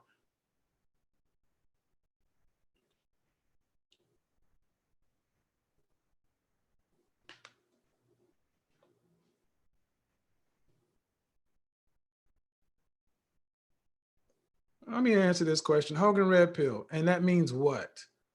Here goes some more of this bullshit, this silly shit. Most billionaires did not go to college. Some of them don't even have high school diploma. And Hogan Red Pill, tell me how you plan to actualize it, to actualize that information for the rank and file black man. Just because you can pull out of your ass that this person didn't go to college and that person didn't go to college, is that the norm? Or is the norm that people actually went to college, got some degree of certification, paid their dues, put their time in? Thank you, Young Jay. Average Negroes comparing themselves to billionaires. Get the fuck out of here with that silly shit. This is why I said mask off. This is the last week for this. Let me tell you why this is the last week for it. Because honestly, I should have this kind of information. Black men, you typically don't get it. I'm giving you straight, uncut, raw, uncut from years in corporate America. And how do you use that resource? Do you want to learn? There's a reason why other people stay ahead. What do you want to join for, Sebastian? I don't need to, what do I need to hear from Sebastian for? Why do I need to hear from Sebastian Williams? Why does anybody need to hear from a 19-year-old? What do we need to hear from you for, Sebastian? Call in. Why do we need to hear from you? But I want to hear, why do we need to hear from Sebastian, the 19-year-old pro-black with white women on his page? Why do we need to hear from you? What can you tell us?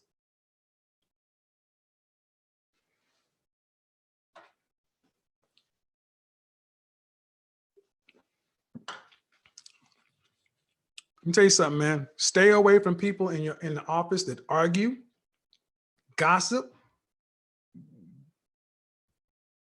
who are always angry, who are unlucky or unliked. You need to be liked, well thought of. Save your personal opinions for your friends and family. Keep your personal opinions to yourself at work.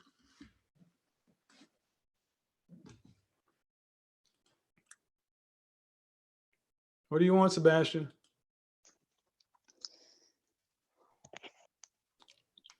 Hello? What do you need, Sebastian? All right, Kev. Well, before you kind of tried What do to you- flame the chat, I was actually agreeing with you on most of the stuff that you actually said. Okay. And one of my biggest complaints about Black people is that oftentimes we care too much about other people over our own. And so I actually agree with you on many of the points you were saying. I think Black people should be just as ruthless as the Chinese. Right. And how are you applying that in your life? I don't care about them. I said, how are you applying that in your life? Well, I compete against them in corporate America. You're 19. What do you mean? How old are you? I'm 20 now. Yeah, I said you were 19. Aren't you at University of Pennsylvania? No, I'm at Penn State currently. Well, you're still in college. Yeah. So how are you competing against them in corporate America? Well, not necessarily corporate America, but I went to a lot of big time internships. You at what? some big companies. You went? Yeah. You went to big time internships. Yeah. Who did you work for? Well, the past summer I worked at Merrill Edge, which is partnered with Bank of America now. Mm-hmm. Yeah, and that's about it so far. But you know, that's the whole point is that this is pretty much But you're the pro-Black guy who said that Black men need to take care of their babies and do all this other kind of stuff. Oh yeah, that's true. I mean, but why is the white woman on your page? Well, why is the white woman on your page? Why is the white woman? No, why is the white woman on your page? Oh, I was ignorant back then. I never changed. No, it's still on your page. So you're still ignorant now. It's still on your page. I just checked. I don't care about YouTube. So No, but it's still on your page. So it's still a part of your personal brand. Are you seriously going to harass me about? I'm not harassing you. I really don't give a shit. I'm asking you why you're a hypocrite. How am I a hypocrite? Because you're pro-Black and you sit over here talking about what Black folk need to do. You got a white woman on your page showing her naked ass. Frederick Douglass was married to a white woman. He's still pro-Black. I don't get it. No, we're talking about you. See, this is the problem with a lot of you young guys. You're full of piss and vinegar and you're hypocritical. You came on here saying you guys should compete against people in corporate America and you're still in college. You say you went to work for all these big time companies. You got one internship to speak of. You're speaking hyperbole, man. See, I'm too smart. I'm too good at this job. And I remember who you are. And then you actually think that someone should care what a 19-year-old pro-Black virgin who likes white women actually thinks about anything. Never said I like white women. I just have one on my page. But you got her on your page, so you like enough to keep her up there. You don't have a melanated sister up there, so you're a fucking hypocrite. Okay. You need to actually get yourself figured out before you start giving advice to anybody else and tell Black men what they need to do, because you're not a good example of what a Black man should be. How am I not? Because you're a fucking hypocrite. Black men should not be hypocritical. But I guarantee if I was agreeing Black with men should not be hypocritical. Black men should not be. You don't even have talking points. You got talking points somebody else gave you. You don't have any independent thought. Everything this was developed from my life. Everything that you said was something that came from somebody else. No, it came from you don't me. have a unique thought. The three things you said, Black men need to take care of their kids. How many Black men do you know personally that have children? Too many. How many? Name 5. Name 5. You personally know.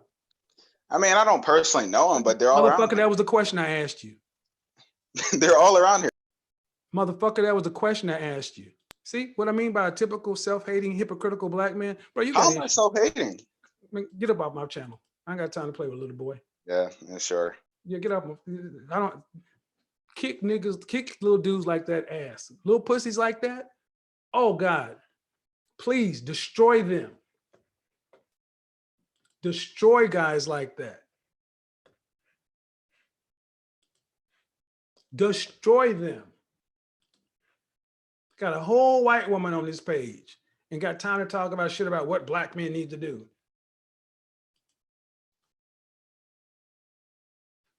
I compete in corporate America, but I'm not out of college yet.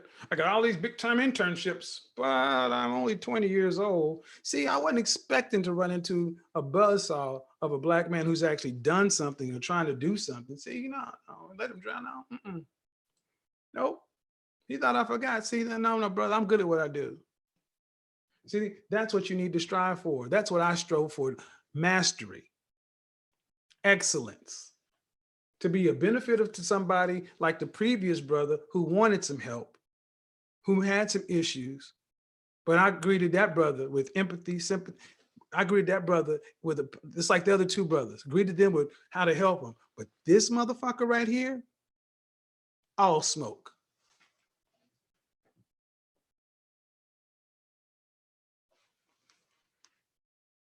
All right, I gotta go.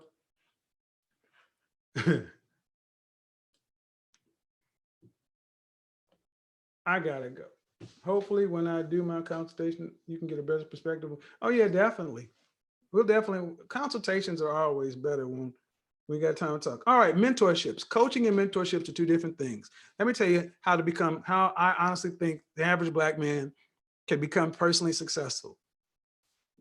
Go in your back pocket, take out your wallet and pull out your credit card or your checkbook or something and go hire a coach. I don't know how you're going to pick up the knowledge without coaching. In the work world, your competitors are not going to give you valuable information. They're going to keep it to themselves so they can beat you. You got to go hire somebody to give you the not the cheat code, but the map. That's what you got to do. You got to hire somebody. That's what you do. That's what I did. That's what the black men I knew who were successful did. They had a plan. So you can start speaking in businessese. All right. Mentorships. If you're a member of my Patreon, I've opened up the higher level Patreon for mentorship. My Patreon members get 2 30-minute conversations with me each month. You can join if you want. I only have a few more spots available. Now, mentorship is different than coaching. Mentor is less formal. So, you need a month of mentorship, great. If you need 3 months, great. You need a year, great. Go and sign up into my Patreon and enroll at the assistant director level. That's number one. Number two, I see a real need for younger men getting information. Even Sebastian's not lost. He knows he's fucked up enough. He knows there's something wrong. That's why he keeps coming around. He just doesn't know how to articulate it. Those guys like that, you can just sit back and they can learn from watching other people learn. Group coaching is also a valuable thing. See, what I did and what I know successful men did, we had one-on-one coaching, and coaching we had to pay for, coaching and training. But then our mentors, that was just informal, but also working in groups. Group coaching helps you learn how to work through your issues, work on projects together, things like that. Also let you not feel like you're so alone out here. And here's the thing, Chi Alpha, you can put these kind of things on your resume. I attended Toastmasters. I attended this, Myers-Briggs. I did this. I went to Dale Carnegie. I went to Sandler training. I did this interpersonal communication. You can put things on your resume, build things out. All right, man. Bro, I cannot afford 7 bills right now. Anything cheaper?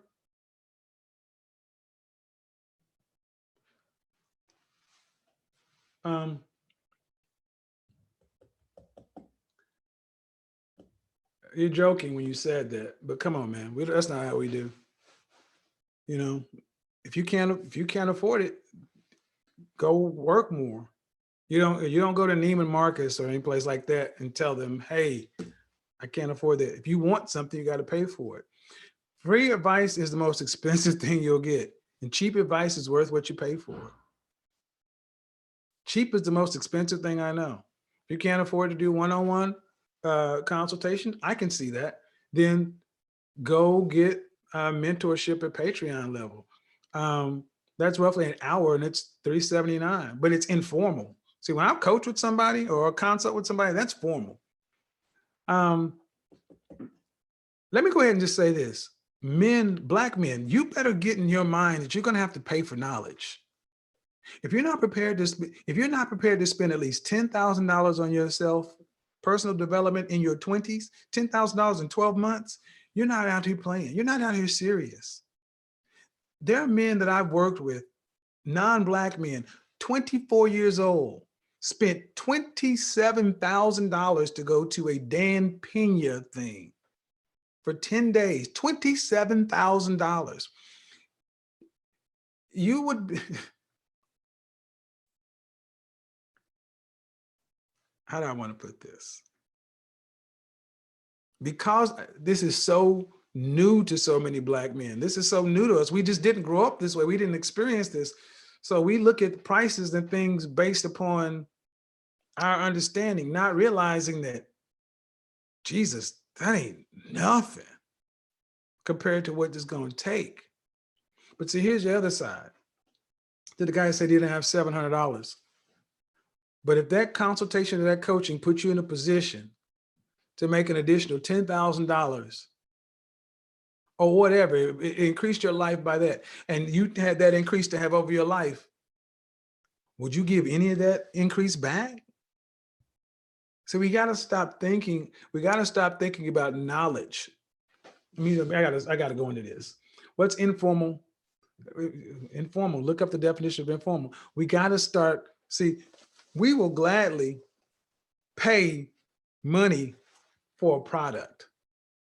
Black folks will gladly pay money for a product. We'll pay for a watch. We'll buy a Gucci belt. We'll buy bags. We'll buy logos. That's how I started this program off. How to sell to the Negro. Sell them stuff. They buy quality. We will. Men who say, I don't have money for a consult are walking around in $200 and $300 pairs of sneakers. Going to get your hair cut every week, $20. But you won't pay for what everybody else pays for.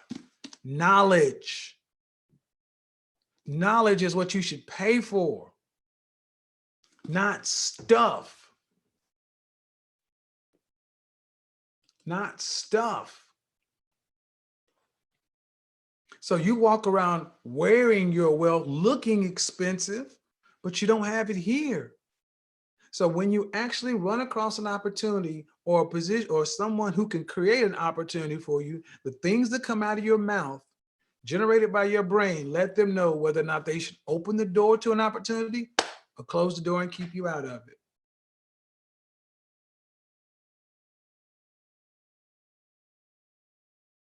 That's how business gets done. People put people into position. This is why I say, if you're a black man and you're on that kind of builder power mindset, like Mitch, I said, Mitch, you got to cut the dead weight and go. You cannot, everybody's not going to get there. That's not how it's supposed to work.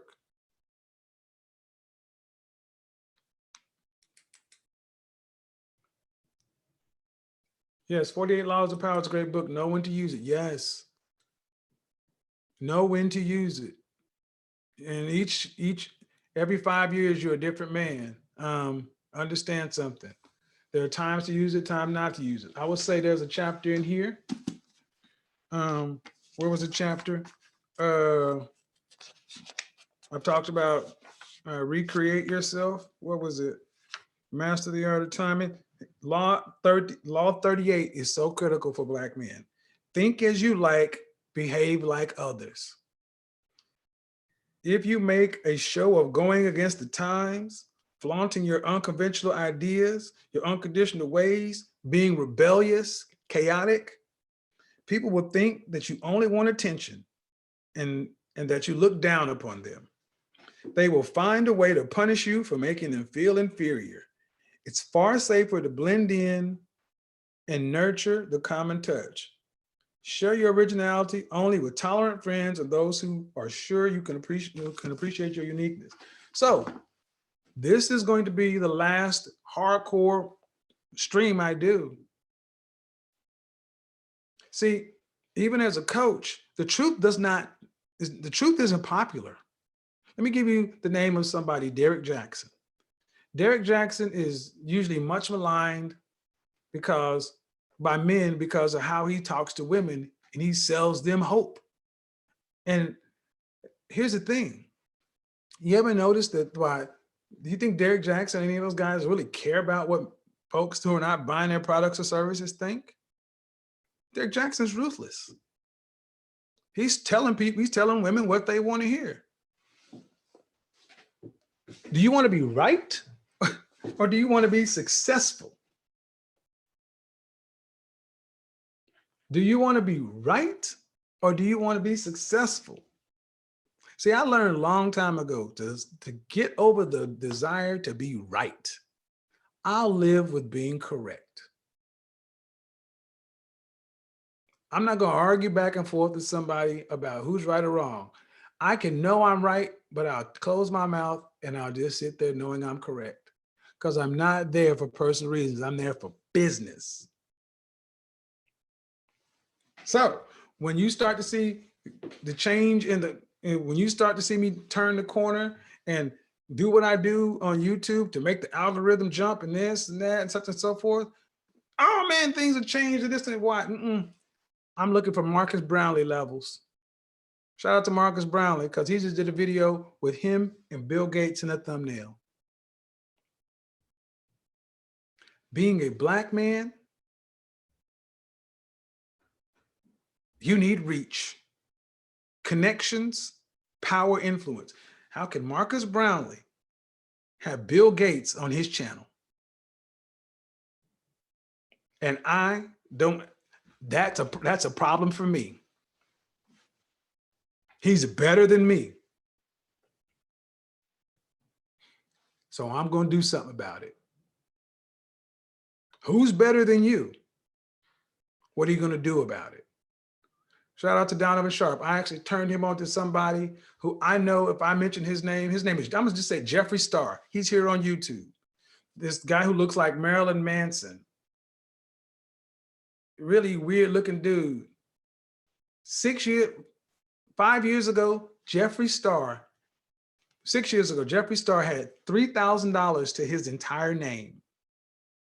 6 years ago. Last quarter, this was back in 2019. In Q2 of 2019, he paid $20 million in taxes. 6 years ago, $3,000 to his name. In Q2, the second quarter of 2019, he paid $20 million in taxes. And people look at him as a freak on YouTube. You know what? I got to show this. I got to show this because there's so many Black men who would sit around and get hung up on the fact that look at him. Look at him. Look at how he looks. He's gay. He's lame. He's a sissy.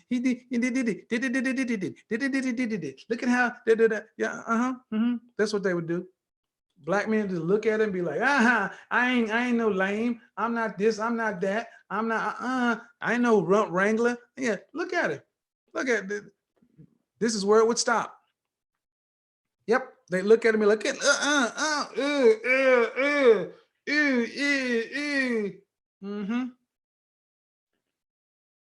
Yep. That's what they were. I'm not gonna click on this channel. Well, let me click on this channel. And look at look at this dude. And you know how that would go over in the Black community. Come on, man. How did I find out about this dude? Because I use YouTube as a platform. If you don't know who he is, you aren't on YouTube. Shane Dawson, if you don't know who this person is, you're not on YouTube. And if you're a content creator on these people, you're not on YouTube. If you're not, we don't go to the trending page on YouTube. We go to Black YouTube and just go to the channels we like. But there's millions of dollars being made on YouTube every day.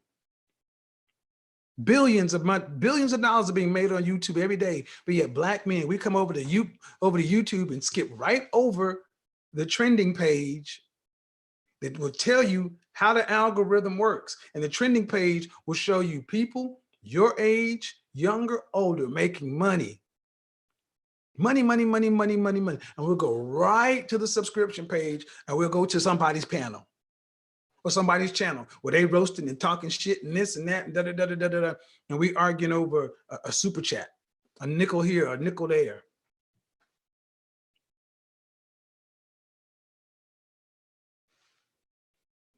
No. Then you go to Marcus Brownlee's page and you got Bill Gates on his page. Marcus Brownlee got 10 million subs.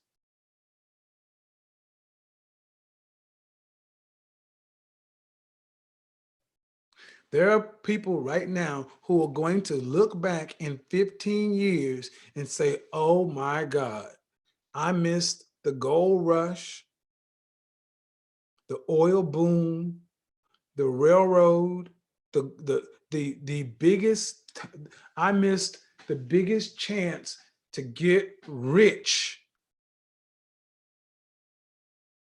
because I was using YouTube for entertainment.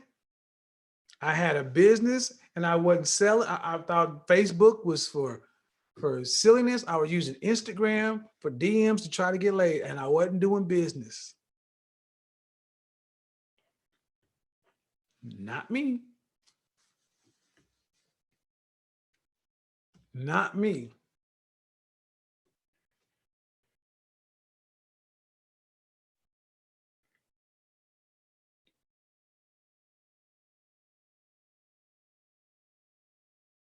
Social media.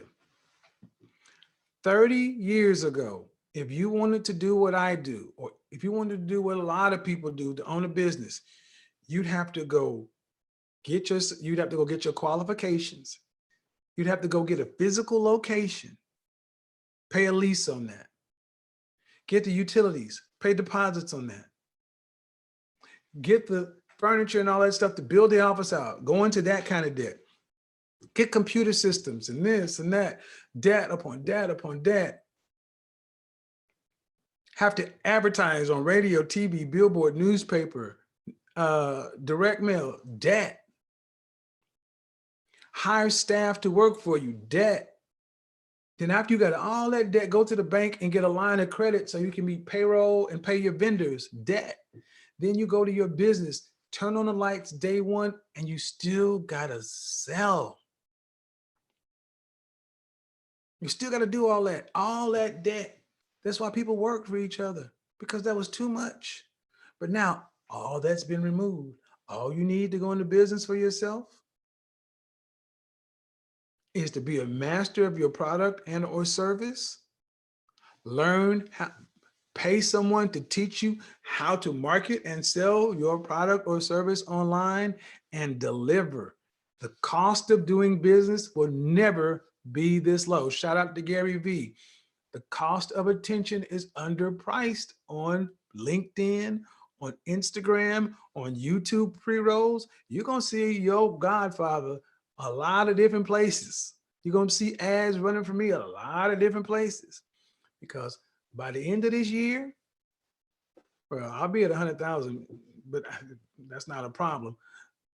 But this is sad. We need men with hundreds of thousands of millions of subscribers. And guess what? You don't get there by live streaming and talking crap and beefing and this and that. You got to have women watching your channel. You got to have, this platform is young, white, male. Young men run this platform. This platform is not run by people in my generation. People in my generation should be here making money, running business, but this platform is young, white, and male. But in that young white male, there's also young black males, young Hispanic, Middle Eastern, Asian, everybody. Young men have similar concerns. Black men, you can look at yourself however you want to. My channel is I'm a black man, but I'm an image consultant. I'm not a black image consultant. I'm gonna tell you right now, stop looking at your, if you want to be successful, stop looking at yourself as a color. Start looking at yourself as a professional. You cannot deny your color, but it does not have to be the badge either. Because when you go work in corporate America and you're the only black face, they're going to ask you questions about, well, about black America. They're going to ask you. In that video, I talked about you belong here. When I talked about the woman who asked me for a glass of champagne, I've had some of the most strange questions asked me, and I just kept on moving. Because I'm not going to have when keeping it real goes wrong and lose my mind. Black men, if you want to compete, if you want to be successful, you need to work with like-minded people. If you need a mentor, let me see. You want to join my Patreon? Here's Patreon. You want to book a consultation, a virtual consultation?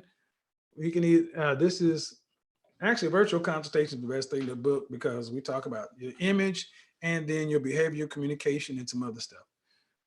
Go to my website. There are all my different services over there, but men who want to win, be successful, because I think if nothing else, I've demonstrated that I know how to do this. I'm not an expert at everything. I know what I do well, and I stay in that position. What do you want to master? What do you want to do well? Who do you want to do it for? I'll say this, and I'm going to leave us with it. Black men, we suffer from not thinking big enough. We need, black men, we need bigger problems. I'll tell you why Black YouTube, why we have nobody over 100,000 people. We need bigger problems. You want to crack over 100,000, you need pre-recorded videos, you need great graphics. I mean, you need pre-recorded videos, you need amazing thumbnails, great title. You need to get people to watch your videos and stay on there for some length of time. YouTube is a formula. Collaborations, all this kind of stuff.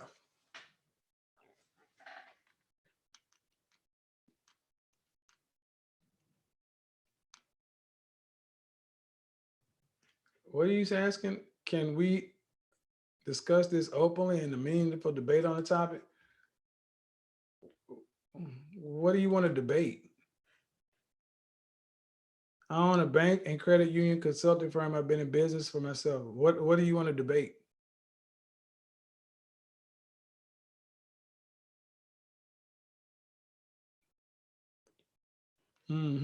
What is it you want to debate?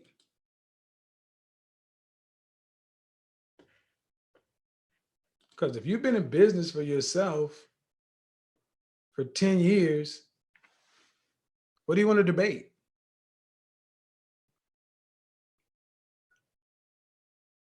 You don't have to change yourself. No, there's no debate on that. Nope. You want to go out and just say fly in the face of settled science, settled data, settled psychology, settled everything else, knock your fucking self out. Not going to do it just because you have had success going your direction. Enjoy it. If you don't agree, go elsewhere. We got too much of that in Black America. We got too many people, when you get good information, good knowledge, we got motherfuckers going to come around and say, yeah, but you don't have to do it that way. That if that's the case, why are Black men at the bottom? If your way was the way, because that obviously has more appeal to the average Black person. Because we love to do Jesus, morality, keeping it real, chaos, rebellion. No disrespect, but there's no debate. You want to debate business 101, capitalism, systems, just because it worked for you.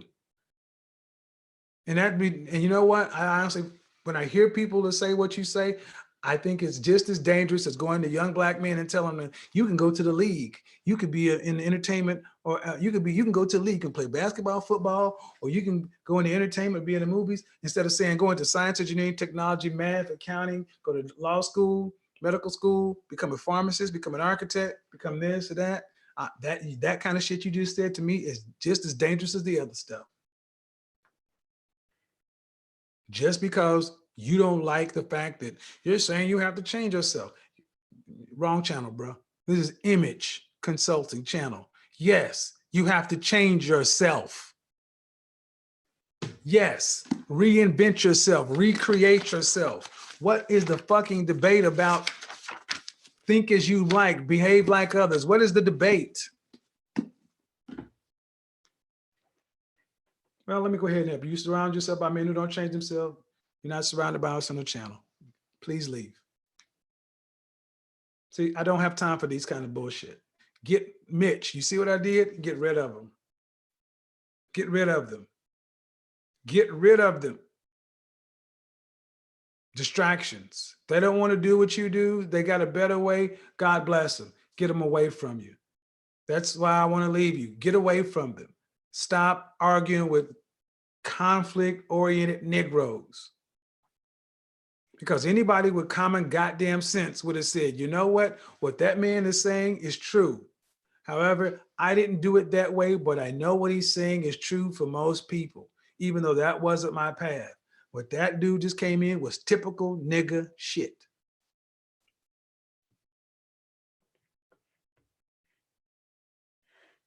And I got zero time for it. Peace.